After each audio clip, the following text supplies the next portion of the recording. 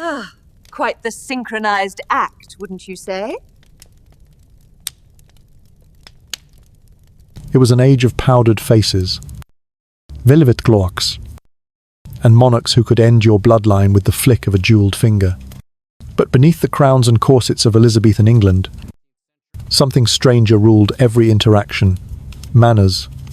Not your average, say, please and thank you kind of manners, but an intricate, punishing maze of rules that dictated every breath, every blink, every twitch of a fingertip.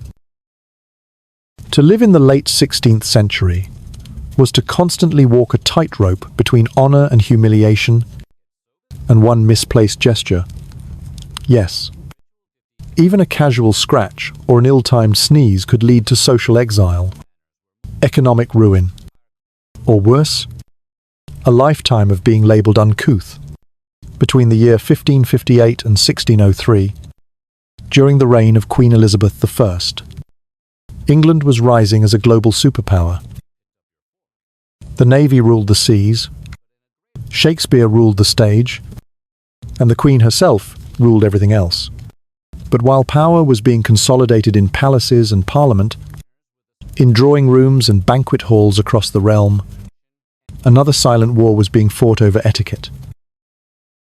From the moment a child could walk, they were taught how to bow, how to sit, how to eat, how to remain utterly silent in the presence of authority, and how never, under any circumstance, to look too directly at a person of higher status. These weren't just courtesies, they were survival tactics. Forget about modern discomforts like office dress codes or awkward small talk at weddings. In Elizabethan England, even the poor were expected to perform like tiny nobles. Children as young as 5 were sent to petty schools, where alongside the alphabet, they were beaten into understanding which hand to use when touching a hat, and how deeply to bow depending on the rank of the person passing by. At best, this system turned out finely polished social climbers who could waltz their way through court with the elegance of trained swans. At worst, it created a culture so obsessed with appearances that a single misstep, like forgetting to kiss your hand before greeting a superior, could brand you as a graceless fool. You think first dates are stressful now? Try attending a dinner party where you must keep your elbows tucked so tight they go numb.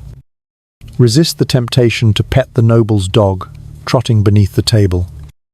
Never blow on your food. And, above all, do not scratch your nose. If you did, someone might think you were signaling to a conspirator. Seriously, eating, that most human and communal of acts, became a stage for the bizarre theatre of refinement. Books were printed by the dozens teaching how to chew without shame, how to sip without slurping, and how to hold a spoon like it was a royal scepter. These were not suggestions. They were commandments. And if you were a man, there were rules for how to meet other men, how to meet women, how to walk beside a lady, and how to bow when approaching anyone above your station. But here's the twist. Women were given almost no rules for how to behave around men. That's because a proper woman was ideally never in a situation where she had to talk to a man directly. Interactions were expected to be indirect, subtle, veiled under layers of glances and silence. But of course, real life didn't always play by ideal rules.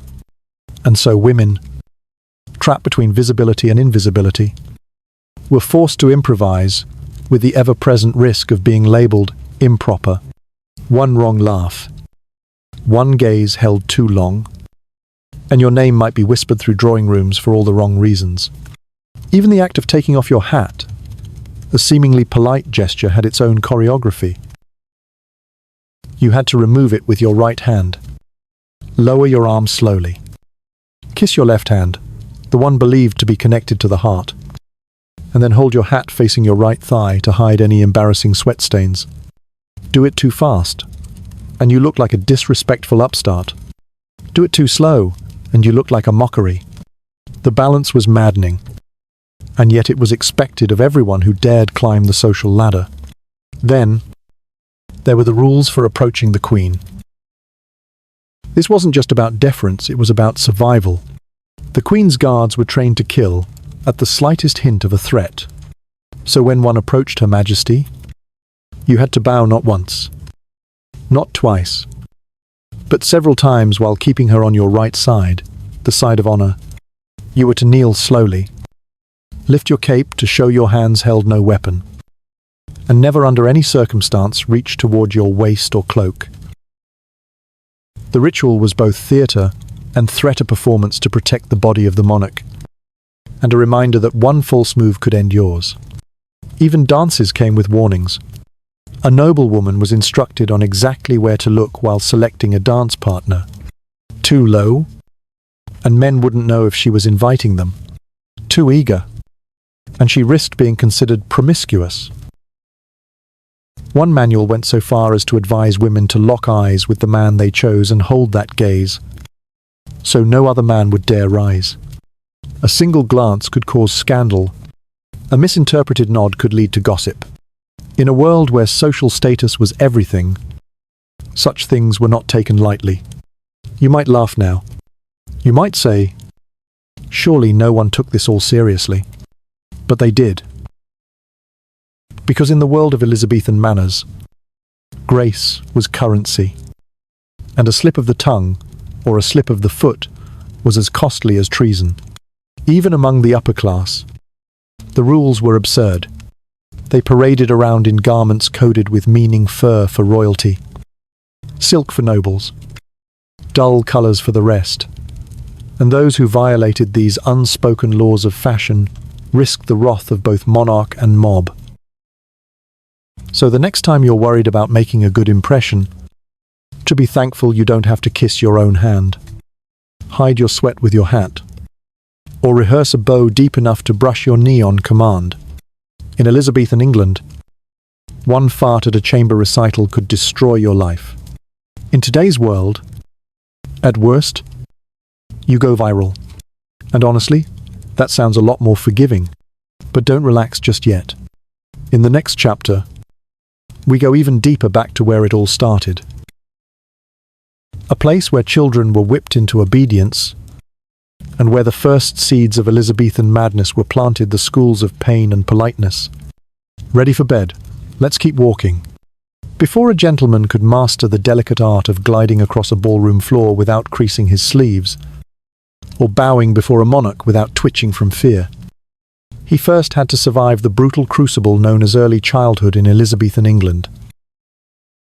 Forget lullabies and fairy tales. Young boys were not raised.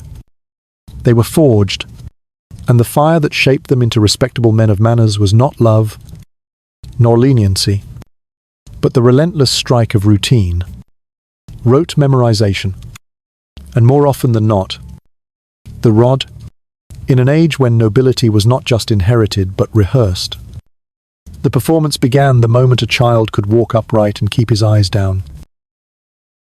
The training ground for this silent theatre of social survival was the petty school, a place that, despite its humble name, wielded enormous influence over the formation of minds and manners.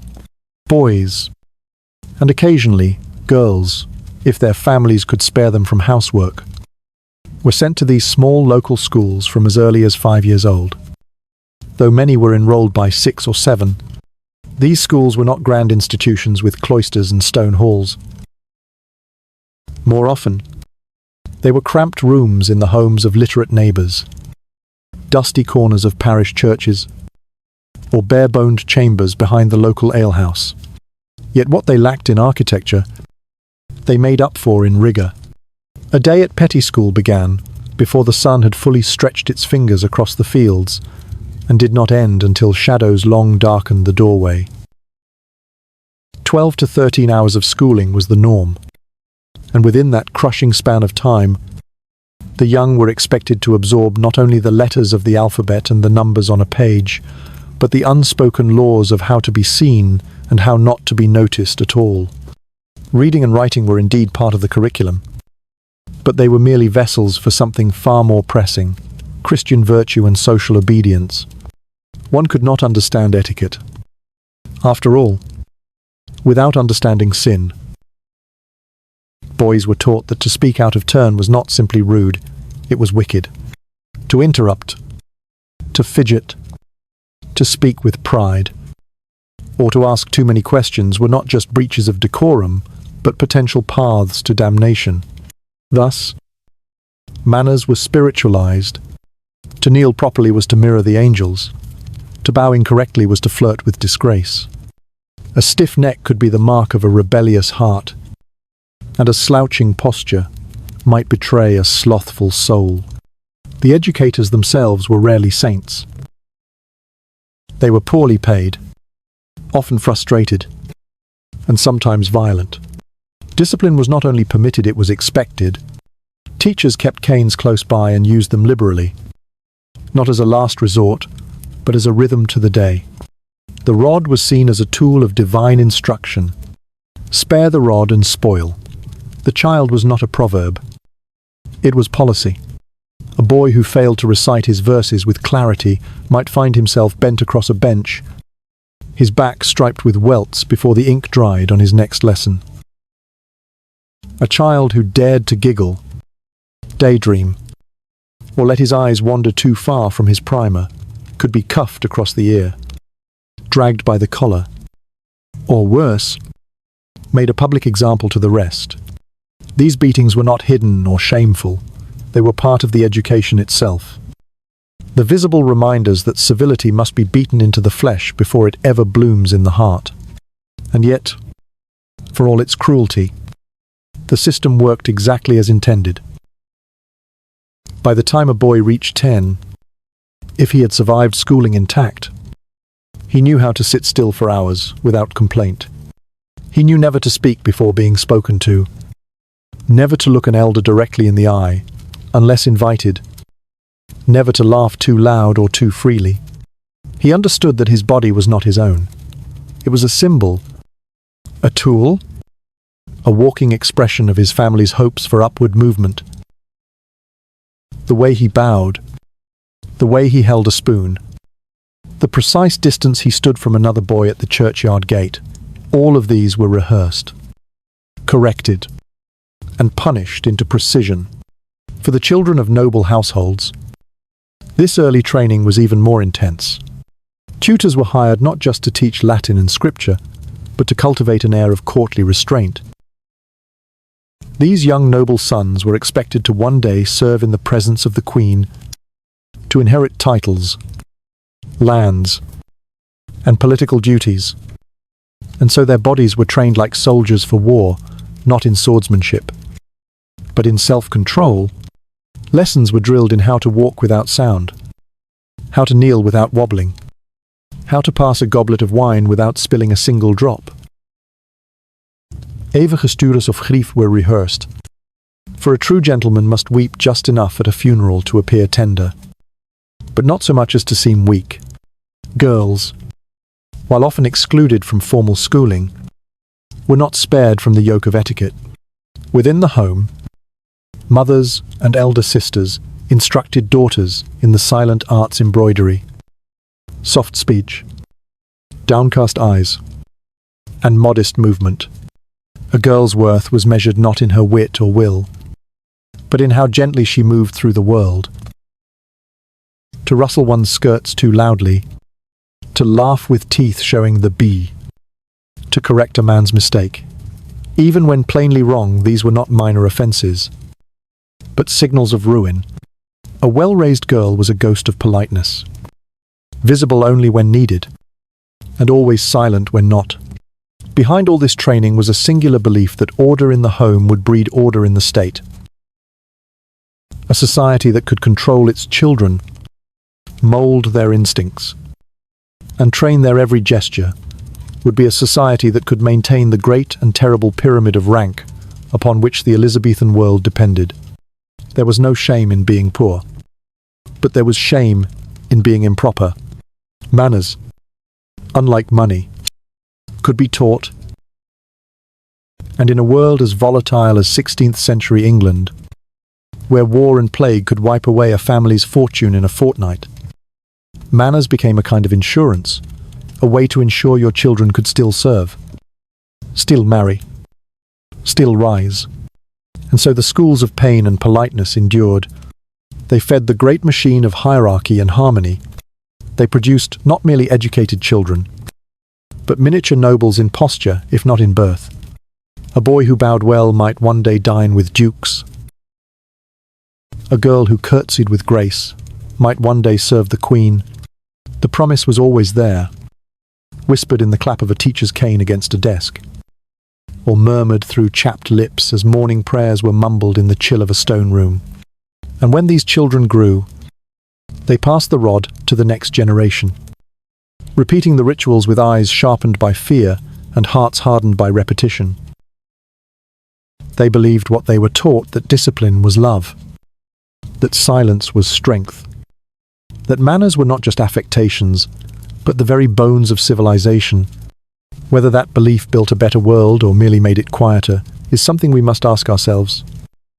As we follow them now into the drawing rooms, banquet halls, and shadowy corridors of power, where these lessons took root and flowered into something both beautiful and brutal. By the time an Elizabethan child had survived the long hours and sharp disciplines of petty school, he was no longer simply a boy. He was a small actor, trained and trembling, ready to step into the most unforgiving stage of all, the dinner table. For in the world of 16th century England, dining was not about food. It was not about nourishment. It was not even about conversation or family. It was ceremony. It was performance. It was war in silk gloves.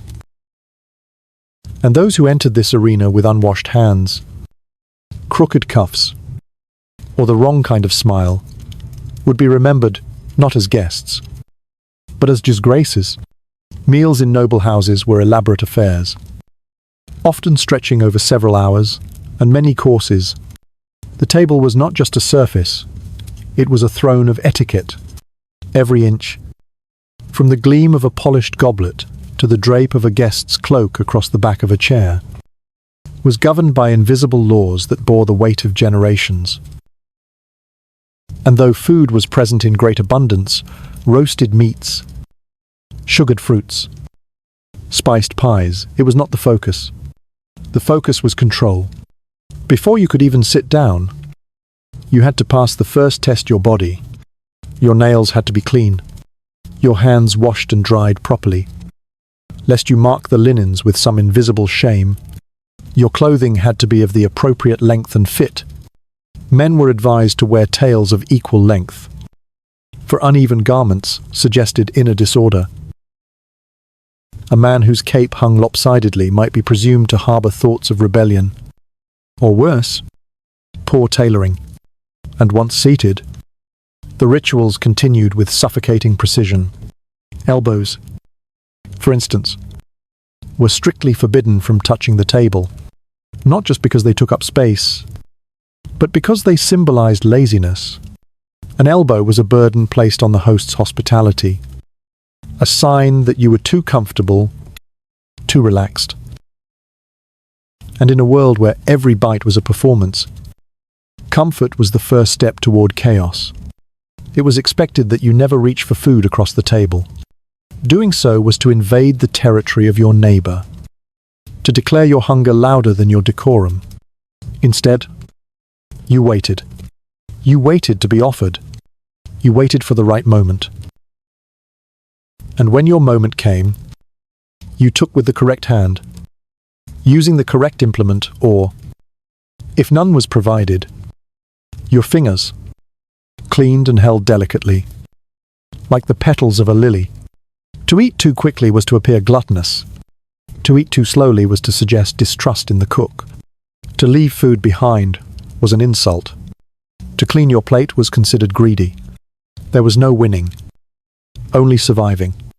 Even the temperature of your food was a trap. If your stew arrived steaming, your instincts might scream to blow on it. But in the Elizabethan household, to blow on food was to expose your animal self, to reveal that you lacked the patience and breeding of a gentleman.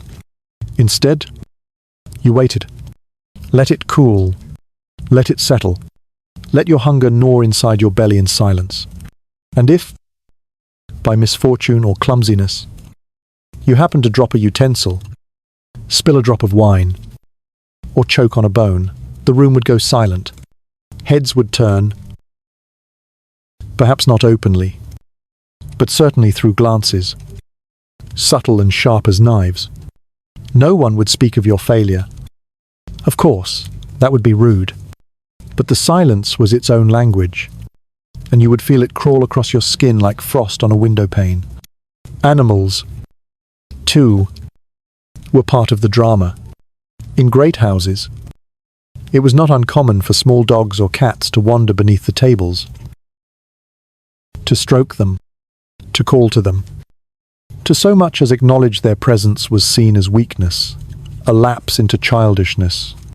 The true noble ignored all distractions. A foot upon your shoe, remain still. A tail across your ankle, do not flinch. You were to be a statue of manners, carved in velvet and bone.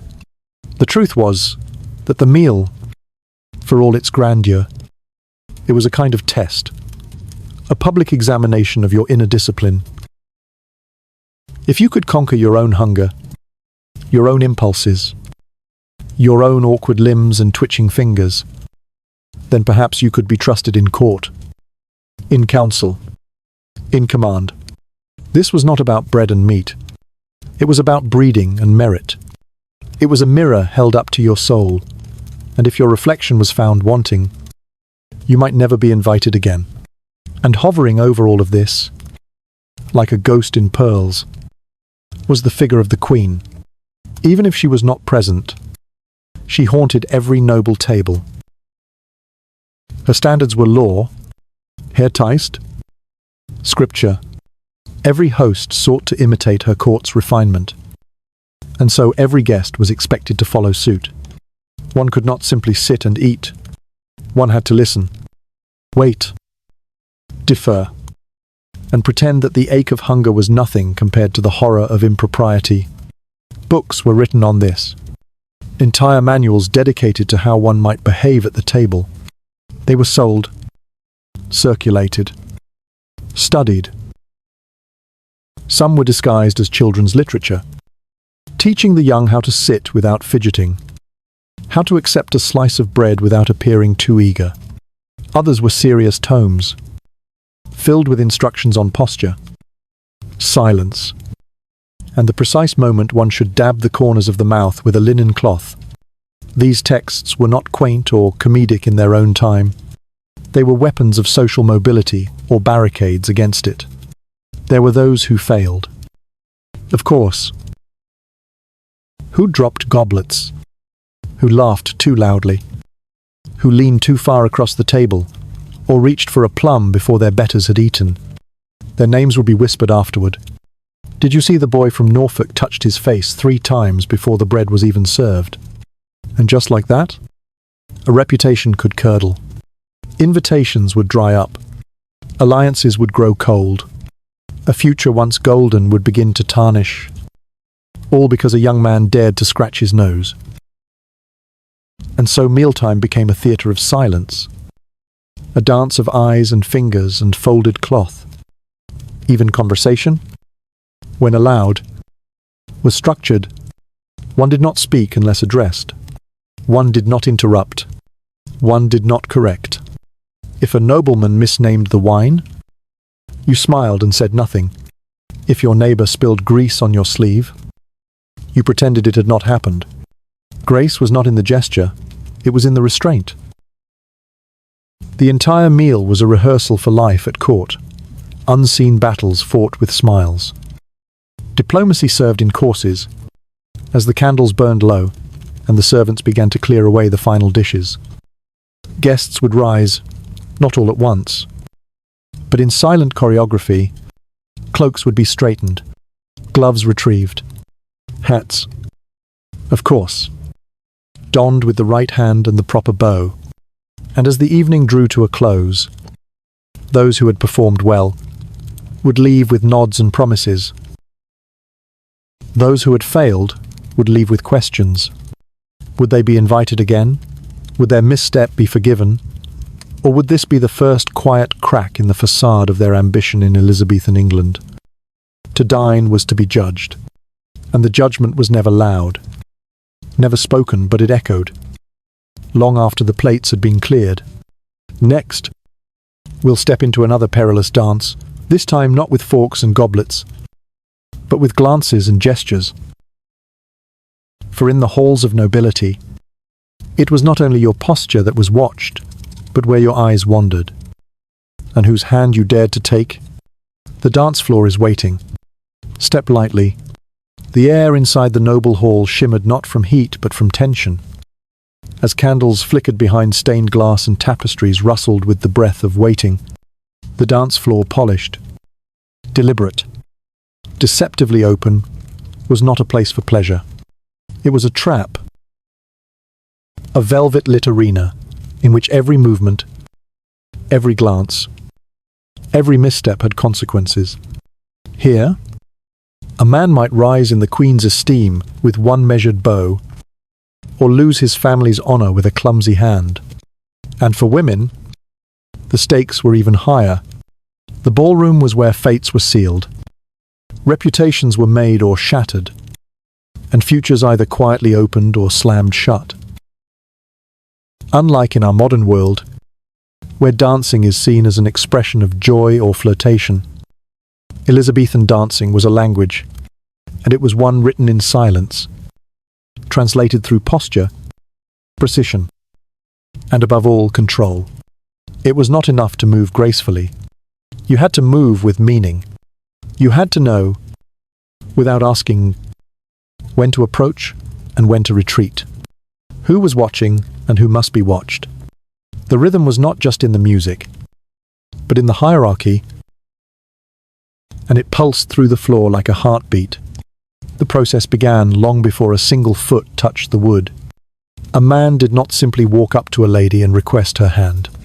That would have been crass, if not scandalous.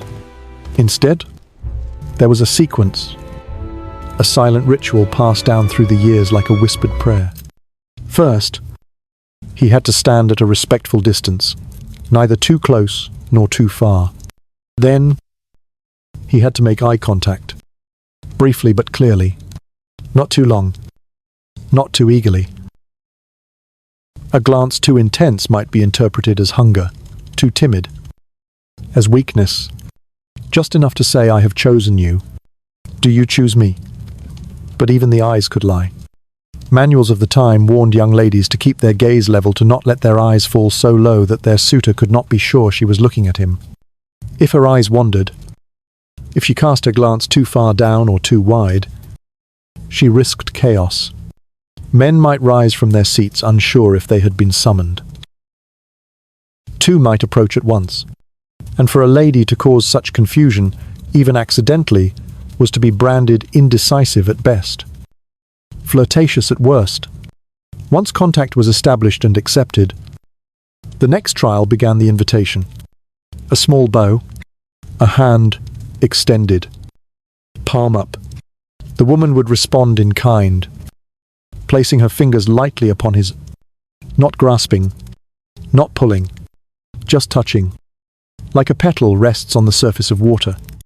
And then, together, they would step forward into the fire.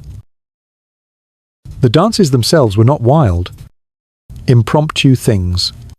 They were choreographed, codified, designed to express both elegance and restraint. Each movement was calculated, each turn a symbol. The man was to lead with confidence, but never with force. The woman was to follow with grace, but never with surrender. Their bodies moved in tandem, echoing the order of the universe, as understood by Elizabethan minds, the man as the sun, guiding with light, the woman as the moon, reflecting with mystery. But what if your feet betrayed you? What if your heart beat too loud or your hand trembled as it held hers? What if your steps fell out of time? If your turn veered too wide?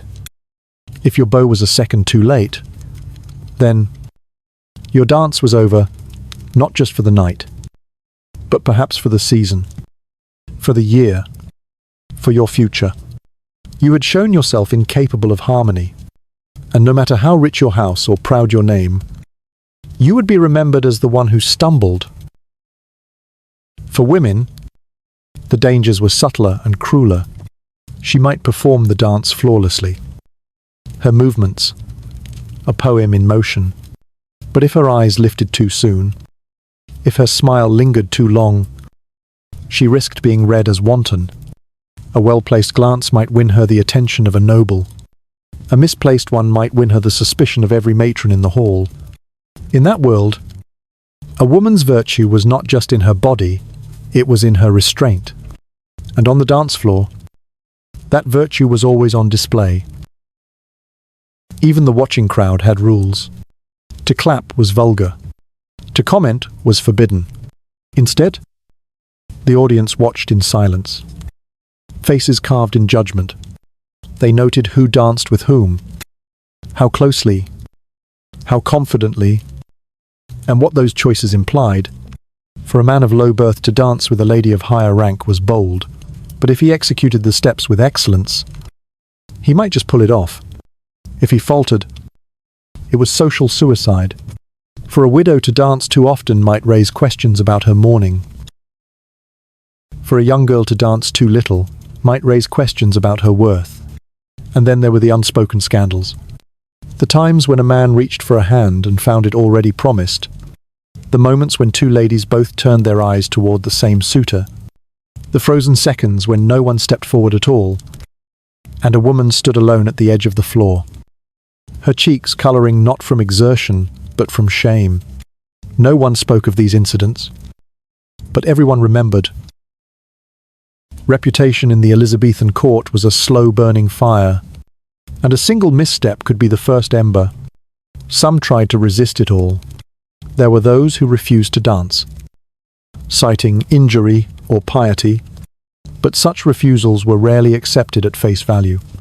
To abstain was to remove oneself from the performance of power, and that, too, was a statement. Others overcompensated dancing too eagerly. Too often, drawing attention like moths to the flame. These people became objects of gossip, of parody. Manuals warned against those who give too many hands, and those who refuse them all, for both were guilty of imbalance. But for those who succeeded, for the man whose steps fell like poetry, for the woman whose eyes danced more subtly than her feet, the rewards were immense. The dance floor was the closest most would ever come to true courtship. A shared step might lead to a shared whisper, a letter, a proposal. Families were watching. Opportunities were opening. The dance was a gate, and if you moved with grace, it would swing wide. When the music finally faded, when the last spin slowed, and the hands unclasped, there was no applause, only silence, and then the quiet reordering of the room. Women returned to their chaperones. Men bowed and retreated. The whispers would come later in carriages, in corridors, behind fans, but the verdicts had already been written, and they would not be easily erased. The dance floor, like the dinner table, is a stage of silent judgment, and only those who understood its rhythms of body, of gaze, of reputation could pass through unscathed. Next, we step off the polished floor and into the murky domain of greeting and deference. For in Elizabethan England, even the simple act of removing a hat could determine your place in the hierarchy or your fall from it. Prepare yourself. The gesture may be small, but the meaning is vast. A man walks into a room. Today, we might expect him to nod, smile, perhaps extend a hand. But in the realm of Elizabethan England, this simple act, the act of entering, was an opportunity for judgment, a tightrope of posture, intention, and ritual. He would stop, his movements measured. His right hand would lift, fingers grazing the brim of his hat. Not hurriedly, not casually, but with reverence carved into the gesture. The hat must come off with the right hand. Always the right. For that hand was associated with action, with dominance, with tradition. Then, in a silent pantomime of submission, he would raise his left hand, the one thought to be connected to the heart, and press his lips to it, not truly kissing, but pretending, symbolically, delicately. That brief mimicry of affection was not for himself, but for the power watching him, often unseen, yet omnipresent. With the hat now held, it was not enough to simply let it dangle. That too would speak. Instead, the gentleman must position the hat just in front of his right thigh, tilted inward, the damp lining tucked out of sight. A sweaty band was a vulgar thing, and the suggestion that one's brow had perspired in the presence of rank was a subtle disgrace. All of this, every inch, every breath occurred before a single word had been spoken. Deference was not declared aloud. It was performed in the presence of those above him. The man might bow once, but before a monarch, or someone standing just beneath the weight of the crown, the bows came in succession, 3. Sometimes more, each deeper than the last. The first was a greeting, the second a surrender, the third a confirmation that no threat lingered beneath his cloak or smile. Even his feet played their part, heels together, arms at his sides, eyes lowered but not closed. The dance of humility was not instinctive. It was drilled, day after day, year after year, until bones remembered what nerves could forget. And yet, for all this choreography, nothing was truly safe. A bow too shallow might be perceived as arrogance, too low, and it became parody. A hesitation before removing one's hat might suggest reluctance, which whispered rebellion. Even the act of keeping one's head bare too long, especially in cold weather, could draw quiet ridicule. Is he trying to display his discomfort for attention? They might murmur. Has he forgotten his place? Among women? The rules bent differently, but no less cruelly, though not expected to bare their heads. Women had their own silent languages of gesture and response. A curtsy had to be executed with softness, not stiffness. The knees dipping at just the right depth, the arms folded close to avoid drawing attention to the body's outline. To rise too quickly, or too slowly, was to falter in poise. The eyes mattered. Too, always. They must not dart about the room, nor lock too long onto another's gaze. They must move like wind across a field, seen, but never grasped. For those lucky or unlucky enough to approach the Queen herself, the ordeal intensified. Approaching Elizabeth was not a moment. It was a procession. First, a pause at the threshold, then a bow, then 3 slow steps forward. Another bow, 3 more steps. A final bow. This one deep enough that the knees threatened to fail, the spine curving until the blood pulsed in the ears. One's cloak, if worn, I had to be held slightly aloft, not out of vanity, but to prove that no weapon was hidden beneath its folds. Even the folds themselves mattered. Uneven lengths could be read as sloppiness. A fatal sin in a court where image ruled over truth. And the Queen, who understood this better than anyone, would watch with eyes like knives behind fans of lace. She did not merely expect this treatment, she required it. It was the scaffolding of her power, the stage upon which her authority was made visible. Every bow confirmed her supremacy. Every hat removed was another coin in the treasury of submission. She rarely had to raise her voice. The ritual did it for her. But this hierarchy of deference did not end at the edge of the court. It spread outward, through cities and towns, along stone roads and into small cottages. even among merchants, blacksmiths, and shepherds. The echoes of aristocratic etiquette could be felt. A child entering a room would bow to his father. A young man would touch his forehead when passing a village elder. A woman, upon being greeted, would lower her head just enough to indicate both humility and alertness. It was everywhere. It was everything. And what of those who refused? What of the bold or foolish who mocked the rituals, who failed to remove their hats, who bowed with bent knees but laughing mouths? They were not always punished. Not immediately, but they were remembered. Their names passed through lips in whispers and sideways glances. Did you see how he approached the mayor, hat still on, hands in his pockets? The social noose tightened slowly. Not with law, but with distance. Fewer invitations. Cooler welcomes. A door that once opened now shut just a bit too fast.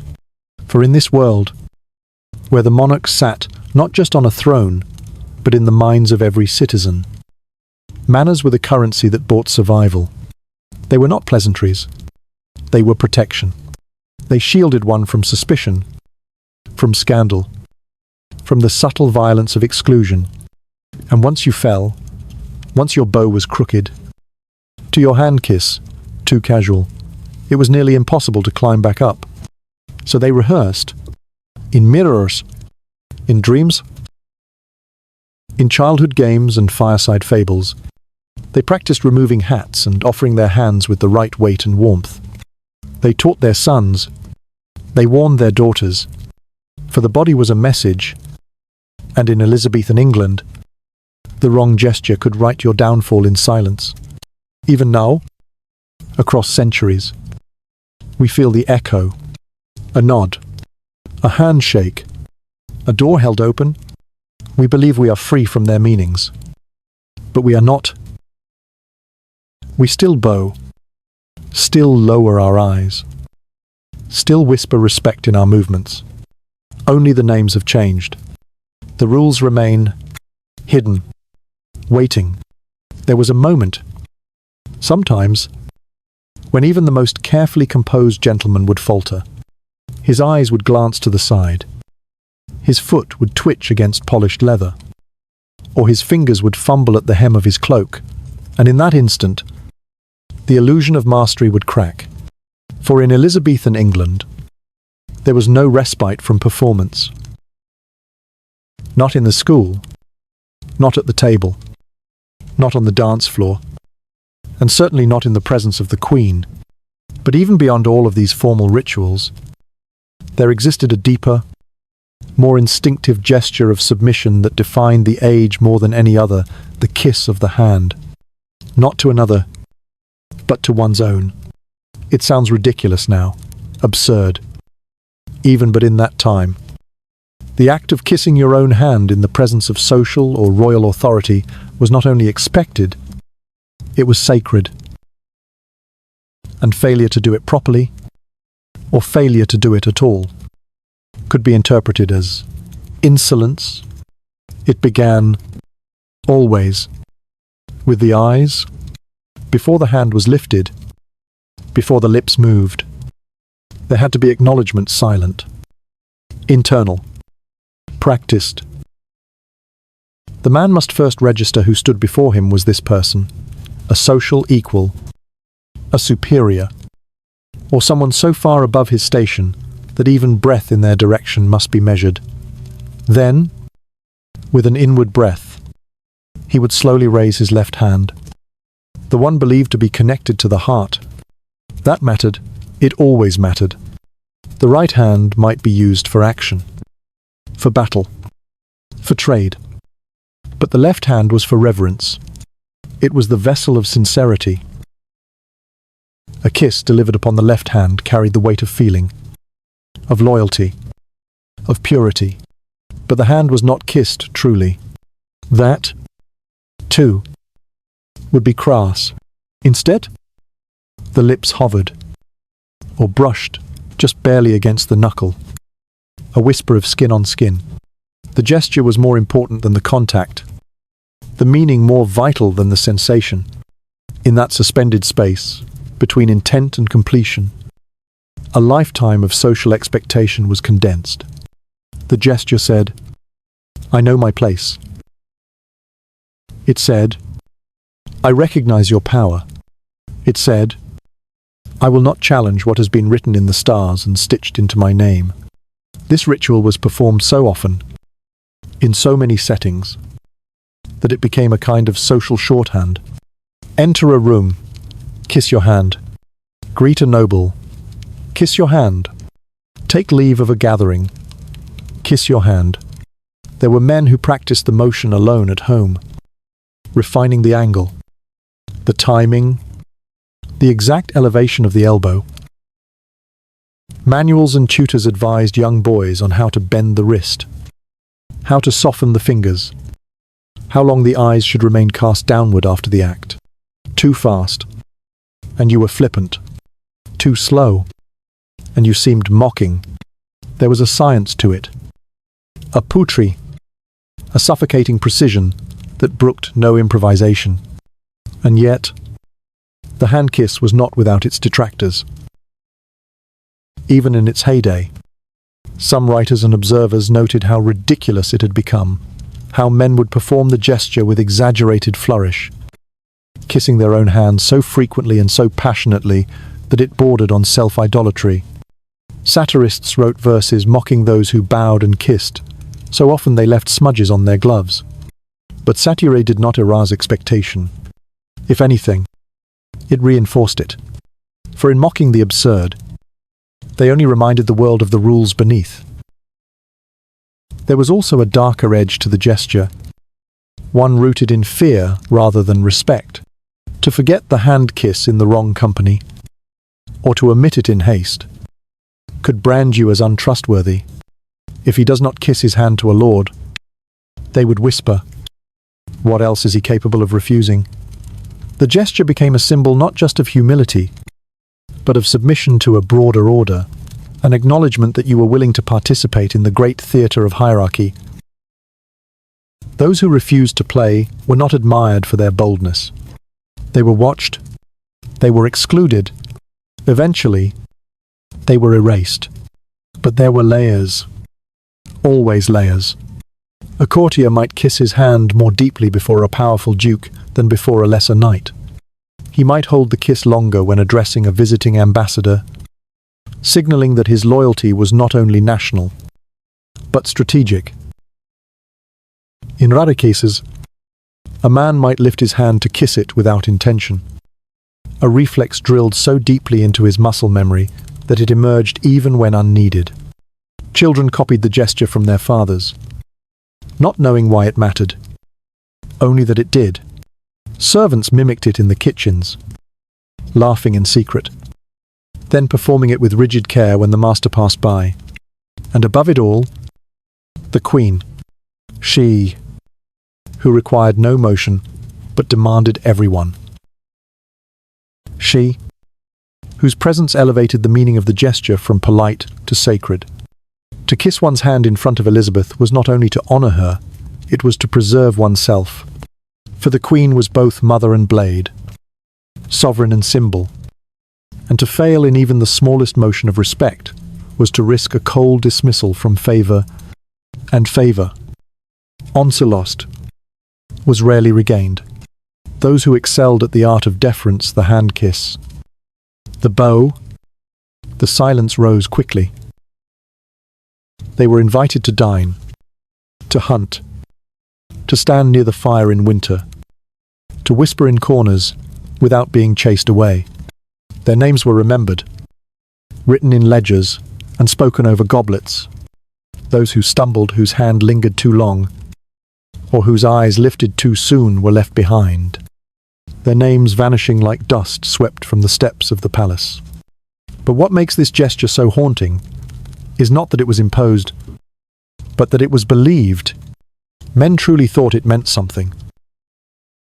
That the motion of lips to hand could bind a contract, soothe an offence, or create a bridge between low and high. It was not mere show. It was survival. It was faith. It was the body confessing what the soul dared not say aloud. Even now, centurilateur, we understand this in echoes. We see it when a man removes his hat at a funeral, when a woman lowers her eyes during a tense conversation, when a child, unsure of how to speak, clasps their hands tightly in their lap. These are fragments of that old ritual, fossilized in habit, polished smooth by time. In Elizabethan England, there was no such thing as an unremarkable gesture. Every flicker of movement was seen. Absorbel, catalogued. The kiss upon one's own hand was not the most visible ritual, but it was among the most telling. It revealed the heart, or at least the willingness to pretend one had one. And in a world where performance could mean the difference between favor and oblivion, sometimes pretending was enough. The courts, the banquets, the dancing halls all were arenas for such gestures. But perhaps nowhere was the performance more tightly wound, more silently perilous, than in the presence of the monarch. There, with her watchful eyes and unreadable smile, the Queen would sit, receiving loyalty not with applause, but with stillness, letting each man's movements speak louder than his words. And always, they obliged one hand to lips, the other gripping hope, and outside, in the streets, in the fields, in the marketplaces, the people would do the same, not because they were ordered, but because they had been taught, for so long, to believe that respect, true or feigned, began with the smallest thing. A bow, a breath, a kiss upon the hand, and as that hand returned slowly to one's side, the ritual complete, there remained a silence, not the absence of sound, but the kind of stillness that follows a gesture everyone has seen, acknowledged, and judged. Nothing more needed to be said. The kiss had been delivered. The signal had been made. Whether it had been sufficient or lacking was no longer in your control. The watchers, whether noblemen, courtier, or the Queen herself, would decide in their own time. In Elizabethan society, there were no second takes, no quick apologies, no casual do-overs. Every act of respect or misstep of arrogance entered a ledger invisible to the eye, but as binding as law. Yet even the most disciplined gestures could not mask what Elizabethan society often sought to suppress: ambition, rivalry, envy, and the aching hunger for proximity to power. It was this unspoken competition that gave every court interaction its weight, every social performance its menace. You bowed not only to show loyalty, but to signal you were no threat. You kissed your hand not merely to show reverence, but to hide the fact that, deep down, you might long for more favor, more access, perhaps even more power. And in this tightly wound world of velvet and steel, any Zucht desire, if exposed too directly, could mean ruin. At the center of all this stood the Queen, Elizabeth I, the Virgin Monarch, the last of the Tudors, ruled not just through law and lineage, but through the management of spectacle. She knew, more keenly than any of her nobles, that power was not simply wielded, it was curated, reflected, and performed. She orchestrated her court as a grand illusion, where every nobleman, every ambassador, every supplicant played a part in the divine theatre of monarchy. And in this theatre, no prop was too small. A hand lifted to lips, a knee bent just so, a voice pitched to the perfect note of humility. These were the currency of loyalty, and she demanded payment every day. Her presence could unmake even the most seasoned courtier, a man who might speak boldly in Parliament, who could command hundreds on the battlefield, might find himself stammering like a schoolboy when called to kneel before her. The silks he wore would itch suddenly. The words he had rehearsed would falter on his tongue. His hand, so often steady in combat, would hesitate as it approached his lips. Because before the Queen, nothing was ever casual. Every second was an audience. Every movement, a message. Those who thrived in her presence were not necessarily the strongest or the richest, but the most composed. The ones who understood that success in court was not about overpowering others, but about never letting yourself be seen breaking form. You did not fidget. You did not sweat. You did not stumble over titles or forget which side to present when bowing. You were a mirror, perfectly polished, reflecting her power back to her in the way she expected. Anything less was a crack in the performance, and she could smell weakness as easily as a bloodhound smells prey. This obsession with polished behavior trickled down the social ladder like scented oil poured from a golden bowl. The gentry, the merchants, even the educated poor all tried to emulate the rituals of court. In manor houses far from London, local squires taught their children how to bow before portraits of the Queen, how to walk with quiet footsteps on rush-strewn floors, how to lift a goblet without clinking it against the rim. A man might never be called to court, might never set foot in the shadow of the palace, and still he would train his body to move as though he might, one day, to be watched. In some ways, it was beautiful, this belief that one's refinement could transcend one's birth, that through discipline and presentation, even a butcher's son might catch the eye of a noble or rise through service. But in other ways, it was a quiet kind of cruelty. For while the rules were visible, the boundaries were not. A man might follow every law of manners, kiss his hand perfectly, bow with the precision of a dancer, and still be dismissed. Because favor was not only earned, it was granted, and the hand that extended to reward you could just as easily withdraw. Thus, behind every graceful gesture was a heart racing with uncertainty. No one ever truly knew if they had succeeded. They only knew that they had not failed yet. So the game continued, morning to night, in great halls and small cottages, in whispered greetings and choreographed departures, a society built on appearances, surviving through discipline, and the strangest part was how natural it all became. Children did not question why they were beaten for improper curtsies. Young men did not ask why they must pretend to kiss their own hands to show respect. Women did not object to rules that told them where to place their eyes, or how long to let a smile linger. These things were not strange. They were expected. The world was held together by them, or so everyone believed, but beneath that surface, something darker stirred. For when every action must be calculated, when every conversation is rehearsed, when even your silence is scripted, what happens to the soul? What happens to joy, to spontaneity, to the simple human need to be seen not as a statue, not as a servant of decorum, but as a self? In Elizabethan England, there was no easy answer. You learned to bury your emotions beneath layers of silk and etiquette. You trained your muscles to move before your mind could question. You smiled when you wanted to scream. You bowed when you wanted to break. And perhaps, in some quiet corner of the palace or the parlour, when no one was watching, you dared to let your hand drop to your side without kissing it first. You let your eyes meet someone else's for 1 second too long, and you felt it, the flicker of rebellion, the whisper of who you were beneath the powdered face and the trained limbs.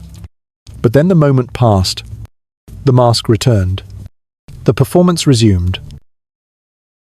Because in that world, to be seen was to be exposed, and to be exposed was to risk everything. And so the silence became a second skin, the stillness between words, the measured pauses, the careful arrangement of limbs.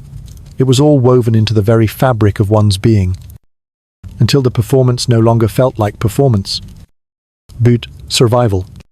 In the Elizabethan world, it was not what you said that mattered most, but what you held back, not what you desired, but what you concealed. A tremor in the hand, a misaligned collar, a breath taken too quickly. These were the cracks through which suspicion could slip. And once it entered, it did not leave. Every gesture was a message. Every glance, a negotiation. And nowhere was this more punishing than in the small, daily interactions that shaped the lives of noble women. Their bodies were not their own. They were mirrors reflecting the honor of fathers, husbands, and bloodlines. Their expressions were studied, their movement choreographed with even more rigidity than the men. A woman who held a gaze too long, who walked too quickly, who touched her gown in the wrong place at the wrong time, might find herself branded with labels, whispered behind gloves, and fans bold, indecent, untamed. The etiquette books addressed them with alarming precision. A young woman must neither smile too widely nor keep too grave a face. Her laughter, if permitted, must be soft and closed, lest it bare her teeth like an animal. When she was spoken to, her responses must be brief and modest, and she must never interrupt, even if the man in question misunderstood, misstated, or misremembered. The point was not truth. The point was composure. Truth, in this world, was a luxury. Composure was law. In dance, she could not initiate. In conversation, she could not conclude. In courtship, her only power was to accept or delay. Even that choice, if made clumsily, might stain her name. A woman who seemed too eager to marry was ambitious. A woman who waited too long was prideful. A woman who showed no interest was cold. There was no right posture, only one that delayed the wrongness long enough to survive. And still, despite it all, there were women who learned to master this unspoken language, who moved through it, not like prisoners, but like poots, who folded their silence into strength, who bent their necks not to yield, but to see. They became masters of the pause, queens of the half-spoken sentence, wielders of the closed fan and the downcast eye. They learned that in a world where direct speech was forbidden, implication was a blade far sharper than words. Men, too, lived in this maze of measured meaning. A misplaced compliment could start a rumor. An unreturned bow could breed resentment. To turn your back too quickly in a chamber might suggest contempt. To stand too close to the wrong person might suggest allegiance. Alliances were not signed with ink, but with patterns of presence where you stood, when you entered, how long you lingered near someone in conversation before you politely excused yourself to attend to matters of the hour. It was a delicate game, and one that demanded not only practice, but stamina.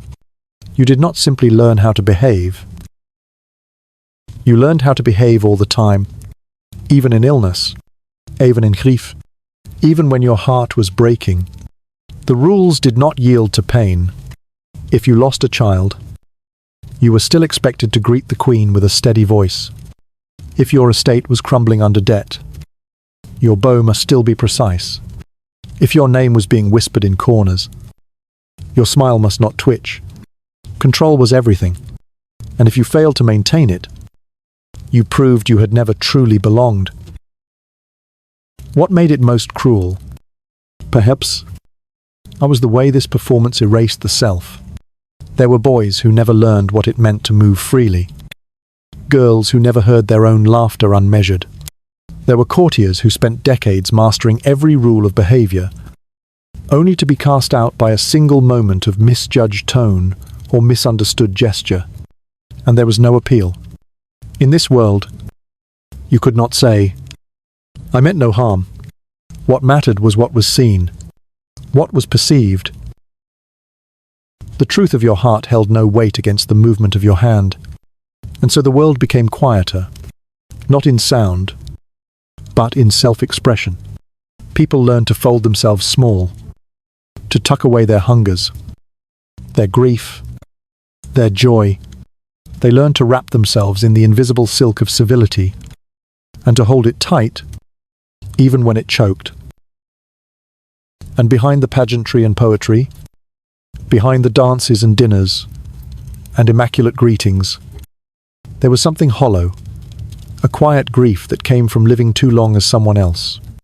Yet still they did it, day after day, year after year, because the alternative being cast out, laughed at, forgotten was far worse. To fall in Elizabethan society was not to stumble, it was to disappear. And so the hats came off, the knees bent, the hands lifted, again and again, to be kissed not in passion, not in affection, but in fear and obedience, and the hope that, perhaps, if one kissed deeply enough, bowed low enough, stood still enough, they might continue to exist. Even now, in some form, we carry the echo in the way we lower our voices in certain rooms, in the way we dress ourselves before meetings, in the way we smile when we are tired, nod when we are unsure, offer thanks when we are afraid. We are still performing, still bowing, still asking to be allowed to stay.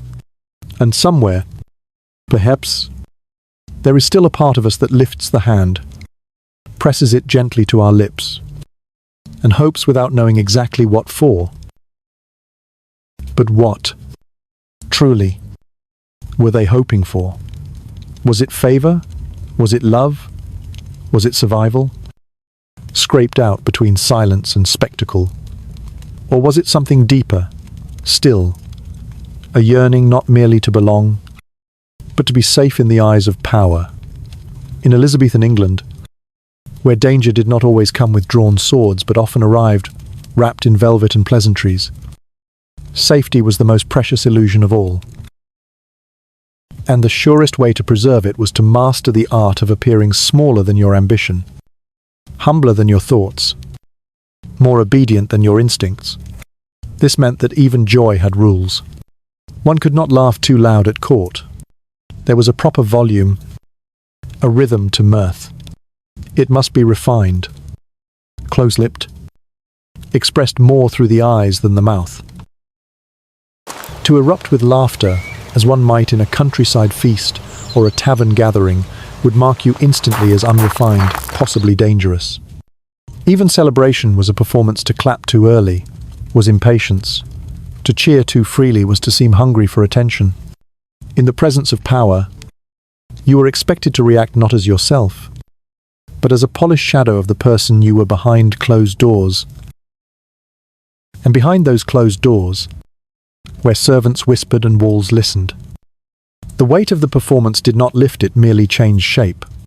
In noble households, especially those hoping to maintain royal favor, the rituals of court were echoed in miniature. Families would rehearse how to speak, how to walk, how to eat before guests. Children were reminded constantly that one never knew when they might be called to court, and that one misstep could stain the family name for a generation. There are records, in letters and diaries, of mothers instructing daughters not merely how to curtsy, but when to blink, of fathers correcting their sons' posture as they stood silently beside a window, because stillness itself had rules. There was no outside of the system. The Queen's shadow fell over every household, every hall, every threshold. Her tastes dictated not only fashion, but gesture. If she frowned upon a certain colour, that colour vanished from noble wardrobes. If she praised a particular mannerism, however, fleetingly courtiers would practice it obsessively until it became common. Even silence, when praised, became infectious. One nobleman, eager to emulate another who had charmed the Queen by speaking little, spent an entire week saying almost nothing during a royal progress. He was not rewarded. He was dismissed as dull, In this world, imitation was not enough. One had to know not only the rules, but the mood behind them, and moods shifted like wind through the palace corridors. What was charming one season could become dangerous the next. A courtier who wore a flamboyant ruff to a winter masque might find himself out of favor by spring, not because his garment was flawed, but because its excess suggested rebellion. Everything was about suggestion. No one said what they truly meant. No one asked directly. Questions were veiled. Offers wrapped in metaphor. Refusals disguised as delays. The most powerful members of court might go years without ever hearing a true answer to anything. That was the price of elegance, the slow death of honesty. Some tried to escape it. Of course, a few bold souls rejected the rituals altogether, dressing plainly, Hold it properly, speaking boy. plainly, behaving with the kind of bluntness that might be mistaken for bravery. But even this was often a form of performance, a calculated rejection, done for effect, and even when it was genuine, it rarely lasted. The system did not reward deviation. It punished it in whispers, in cold stares, in the quiet closure of doors that had once opened wide. And yet, within this world of masks and rehearsals, there was still something deeply human. The desire to be seen not just as polite or refined, but as worthy. Every bow, every whispered greeting, every perfectly timed silence was, in some small way, please let me matter. Please let me remain. Please let this gesture be enough. There is a moment described in one ambassador's journal. From a visit to the English court in the final years of the 16th century, he writes of watching a young noblewoman as she approached the Queen. Her gown was flawless. Her steps measured. She bowed at the precise distance. Her voice was soft and composed. But when she rose just briefly, her hand trembled. Only for a second. Only long enough for the Queen to see. And the Queen, unmoved, turned her head and spoke to someone else. The young woman left the court that day and was never summoned again. That, too, was a lesson. Perfection was not a shield. It was a standard, one that must be met continuously, without end, without falter. The moment you hesitated, the moment you let your heart into your fingers or your breath catch in your throat, the illusion broke. And if the illusion broke, you vanished. So they did not tremble. They learned not to. Or they learned to do it in secret, behind closed doors, in letters burned before morning. They taught their children that dignity was more important than honesty, that appearances were more permanent than feelings, that the body was not a home, but a tool, a brush with which to paint the portrait of who they wished to be seen as, whether or not it reflected who they truly were. And the greatest irony of all, many of them believed it made them better. That to rise above one's nature, to tame one's instinct, to smooth one's voice and carve one's gestures until they shimmered with effortlessness, this was a kind of nobility beyond birth. It was the nobility of discipline, of mastery, of becoming more than what one was born into. They believed, deeply, that etiquette could purify the soul. Perhaps they were right. Or perhaps it was just another illusion, another mask, worn so long it became indistinguishable from the face beneath. Either way, the result was the same, a world where every movement mattered, every silence spoke, and every day was a silent battle to remain upright, composed, and invited back, and so they continued bowing, smiling, kissing their own hands, lifting their eyes with practiced caution, and hoping, always hoping that the performance was still enough to keep them in the light.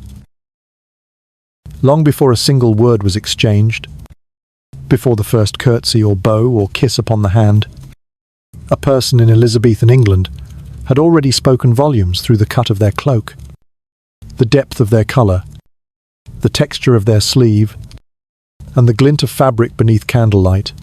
Fashion was not decoration. It was declaration.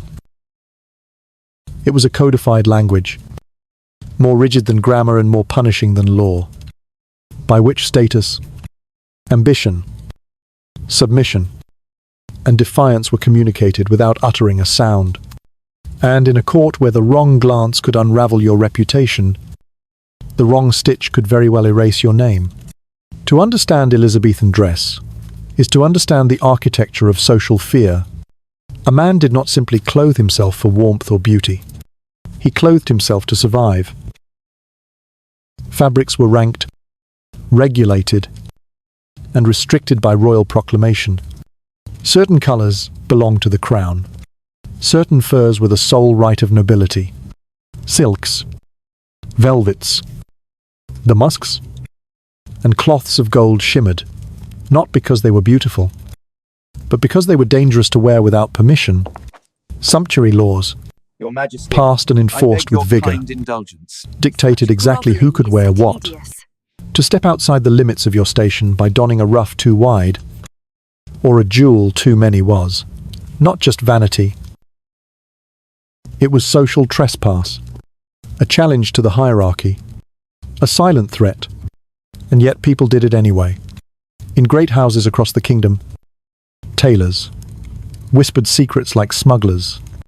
Bolts of forbidden cloth were purchased under false names. Bodices were padded and boned beyond reason. Men strutted through courtyards in doublets so exaggerated they could barely breathe. Their codpieces absurd, in both size and significance. The garments made them into something else, statues of status, walking testaments to aspiration. But the risks were real. A merchant's daughter caught in a gown reserved for ladies of court could find herself fined, humiliated, or worse, exiled from the possibility of marriage into a better name. A minor nobleman who dared mimic the wardrobe of a duke might be denied audience at court, his ambition exposed like a stain on lace. And above all others, dictating the fashion not only of her kingdom, but of her own mythology, stood the Queen, Elizabeth Regina, she who painted her face in white lead and carmine, who wore towering collars that framed her like a living icon, who turned her body into a symbol of England itself. Her gowns were not simply garments, they were weapons, declarations, sermons. They grew wider, more extravagant, more symbolic with each passing year. She embedded pearls, symbols of virginity, into her ruffs and sleeves, until her garments glittered like prophecy. Her wigs were sculpted, her bodices as stiff as iron. She carried the weight of expectation, not only in her rule, but in every hemline, and the court followed. Desperately, courtiers tried to echo her style without eclipsing it. But that line was thin and treacherous. To dress too plainly was to risk seeming disrespectful. To dress too richly was to risk seeming presumptuous.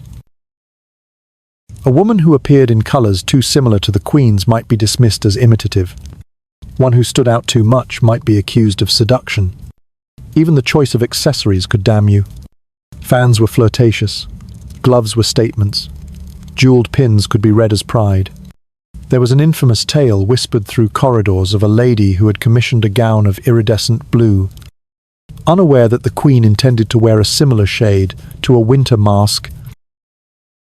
When they appeared side by side, the Queen said nothing. She did not frown. She did not speak. She merely turned her head away and never looked back. The lady was not formally punished. She was not banished. But the invitations ceased. The glances grew cold. Her name became a warning. And still, they dressed. They laced, padded, stitched, and sewed every morning. The process began anew. Bodies bound, breasts flattened or pushed, shoulders squared, sleeves tiered, shoes buckled. One did not simply put on clothes.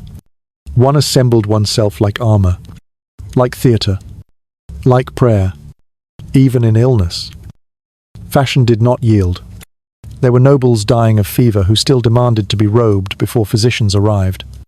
There were women in childbirth who kept their bodices tightly laced until the last moment, unwilling to appear undone, even in their most human hour. There were men who starved themselves to fit the cut of a courtly doublet, collapsing quietly in gardens when no one watched. And yet, beneath the silks and furs and feathers, bodies suffered. The corsets left bruises, the wigs itched and burned, the cosmetics soaked in lead and mercury ate away at the skin. The queen herself bore scars beneath the paint. The beauty, the grace, the divine perfection of Elizabethan fashion, it came at a cost that the world was never invited to see. But perhaps that was the point, to suffer silently, to bleed behind the brocade, to rot beneath the rouge that, too, was part of the performance. It proved your devotion, your discipline, your understanding that power demanded sacrifice, and that beauty, in this world, was not a gift, but a burden carried with a straight back and a smiling mouth. And the people, watching, believed. They saw the queen resplendent in her white silk, and believed she did not age.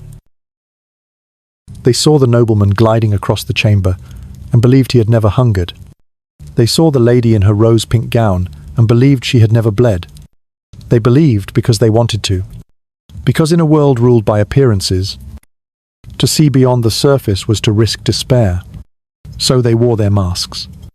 Fabric masks, painted masks, gestural masks. They learned to live beneath layers, and to measure their worth not by their hearts or minds, but by the cut of their collar and the fall of their sleeves. And when they undressed, if they ever did, it was not simply garments they removed. It was the only language they had ever known. And in that quiet nakedness, they stood not as nobles or courtiers or brides in waiting, but as people fragile, bruised, longing for breath. But even then, only briefly, because morning would come again. The laces would be pulled tight, the paint applied, the illusions resumed, and the queen immovable, untouchable, eternal, would step once more into her throne room, a living monument to perfection, and every eye would follow.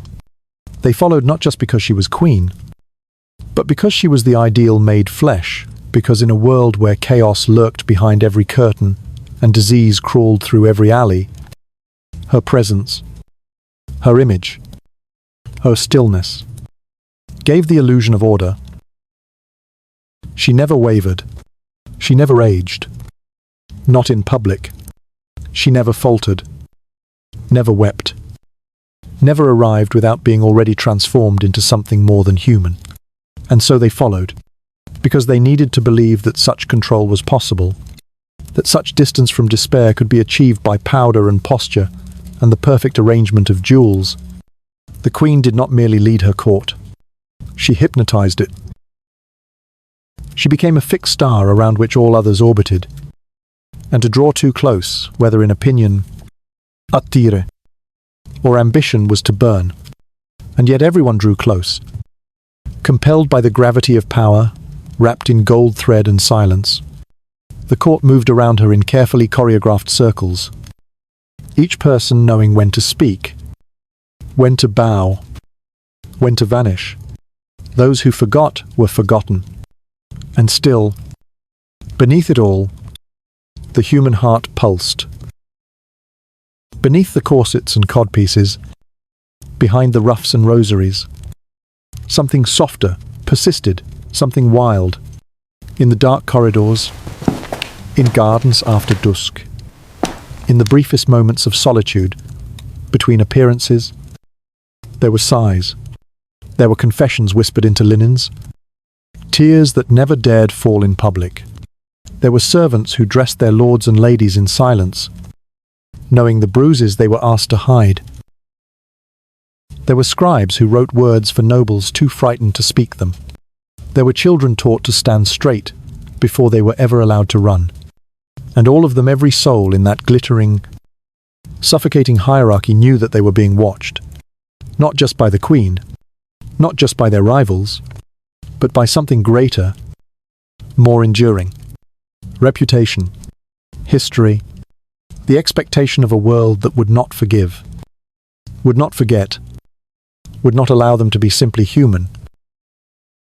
They were born into roles, stitched into tapestries they could never escape, and their only choice was to act the part or be unmade by it. Even love bowed to etiquette. A touch of the hand lingered too long could end a marriage proposal before it began. A letter scented with too much rosewater might be interpreted as forwardness. A glance across the room, if repeated too often, became a scandal. Desire had to be camouflaged in poetry, wrapped in metaphor, hidden behind formality so precise it could strangle the very thing it tried to express. There is a cruelty in beauty, a weight in elegance, and no one bore that weight more exquisitely or more mercilessly than Elizabeth's court.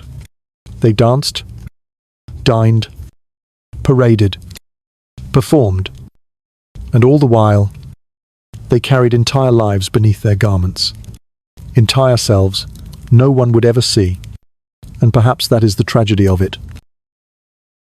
That the most elegant age could also be the most lonely, that a court filled with light could be a place where truth was always kept in shadow, that a single stain on a sleeve, a single laugh at the wrong volume, a single wrinkle in a skirt could undo everything.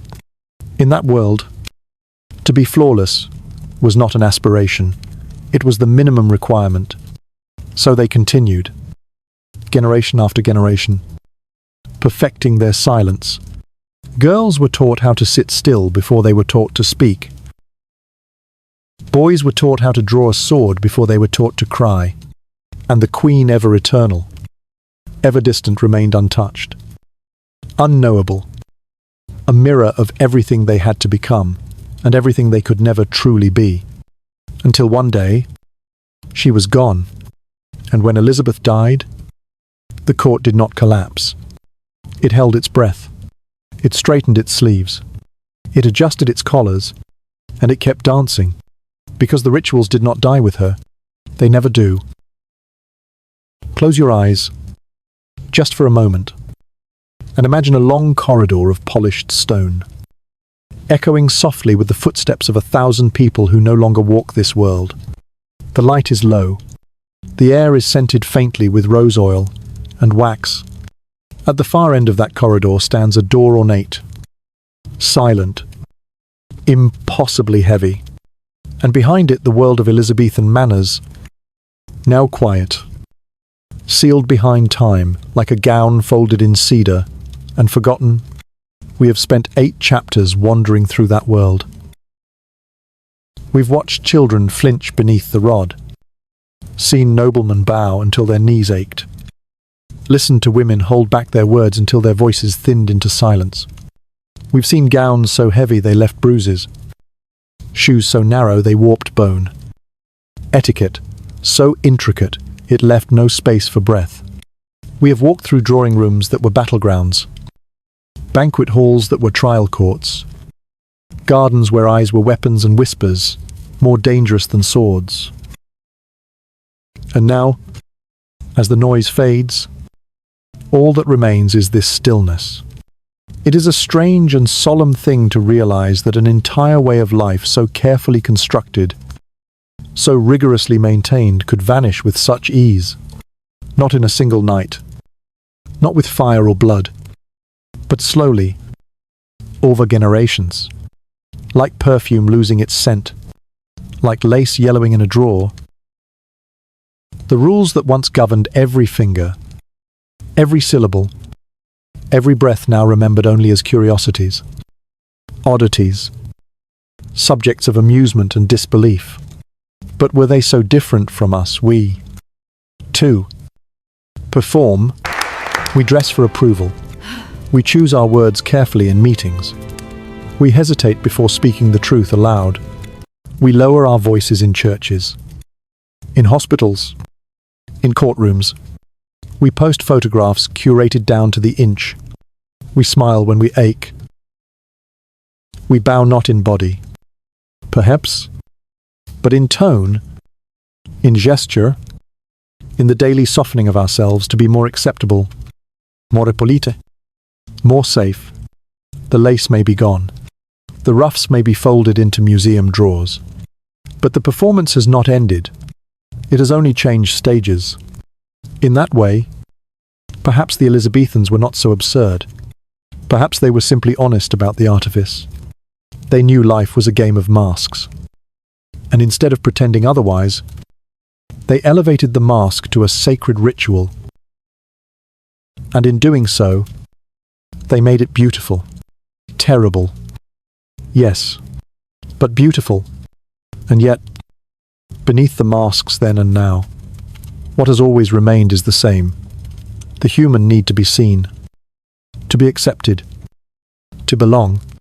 That was what they bowed for. That was why they kissed their hands, corrected their posture, stitched pearls into their collars and sorrow into their smiles. Not because they believed they were divine, but because they feared what might happen if they failed to appear so. In the silence after a banquet, when the hall had emptied and the servants swept away the traces of laughter and spilled wine, perhaps there was a moment, just a moment, when someone looked into the mirror and did not recognize themselves. A woman unhooking the steel bones from her ribs. A man wiping powder from his cheeks. A child finally allowed to speak.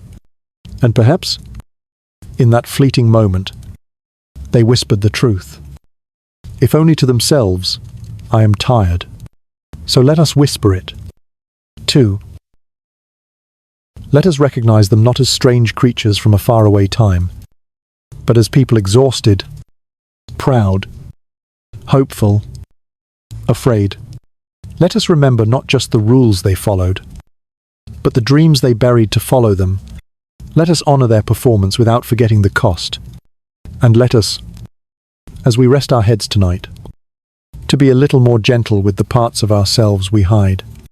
The corridor behind the door is still and empty now. The gowns are folded. The masks are hung. The Queen sleeps beneath stone. But the echo of footsteps remains. It always will. Good night.